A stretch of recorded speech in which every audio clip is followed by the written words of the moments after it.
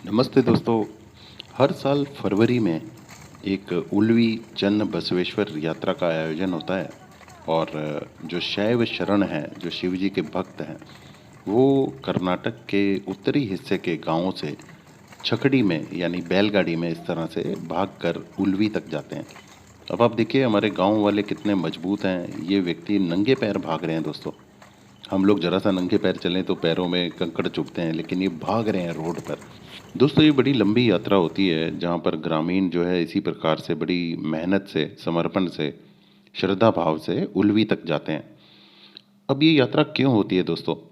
ऐसा था कि 900 साल पहले बसवेश्वर जी थे बसव कल्याण में। और वहाँ पर उनकी शिक्षाएं जो थी वो बड़ी रेवोल्यूशनरी थी, बहुत समय से आगे थी। तो इन चीज़ों से राजा बिज्जल जो था वहाँ का वो नाराज़ हो गया और इनमें आपस में मतभेद हो गए। तो राजा बिज्जल के जब अत्याचार बहुत ज़्यादा बढ़ गए तो वहाँ काफ़ी प्रॉब्लम हो गई। तो वहाँ से शैव शरण जो थे, जो शिव जी को मानने वाले उपासक थे, और इन सबको वहाँ से जाना पड़ा। मास एक्सोडस कहलाता है वो, कल्याण क्रांति। तो उस समय जो बसवेश्वर जी थे, उनके भांजे चन्न बसवेश्वर जी, वो वहाँ से जो वचन नाम के ग्रंथ हैं उन्हें लेकर उल्वी की तरफ चले। और उनके साथ लगभग 3000 शैव शरण थे। तो कल्याण से आते वक्त वो हुबली में रुके। हुबली में आज भी वो स्थान मूर साविर मठ के नाम से जाना जाता है। कन्नड़ा में मूर साविर मतलब 3000। तो मूर साविर मठ में 3000 लोग रुके। तो वहाँ से चन्न बसवेश्वर जी कुछ लोगों को लेकर इसी तरह से बैलगाड़ी में उल्वी तक गए। अब जो ये जगह है हुबली, यहाँ से उल्वी जो है ये लगभग समझो 150 किलोमीटर पड़ता है। तो ये ज़बरदस्त यात्रा 900 साल पहले जो वो घटना घटी थी उसी की याद में हर साल ये आयोजित की जाती है। और बिल्कुल ये मतलब एक तरह तरह का मैराथन समझो आप। जानवर यानी जो बैल हैं और मानव, इन दोनों की क्षमता का टेस्ट है ये दोस्तों। कितना उनमें स्ट्रेंथ है, कितना उनमें सब्र है, कितनी उनमें श्रद्धा है, वो यहाँ दिखती है।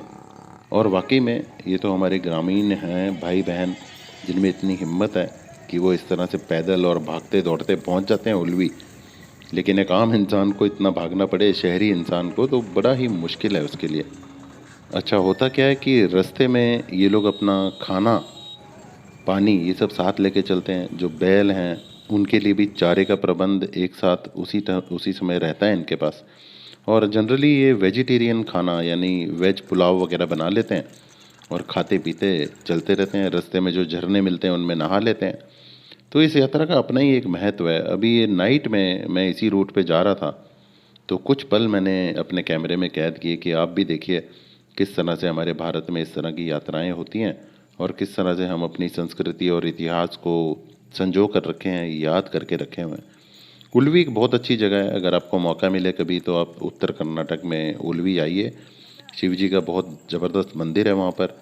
और पास ही में गुफाएं हैं जिन्हें आप विज़िट कर सकते हैं।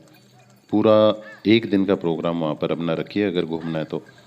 आपको वीडियो कैसी लगी मुझे बताइएगा, अपने दोस्तों के साथ शेयर कीजिए और मेरे चैनल को ज़रूर सब्सक्राइब कीजिए। इस तरह का कंटेंट मैं आपके लिए बनाता रहता हूँ।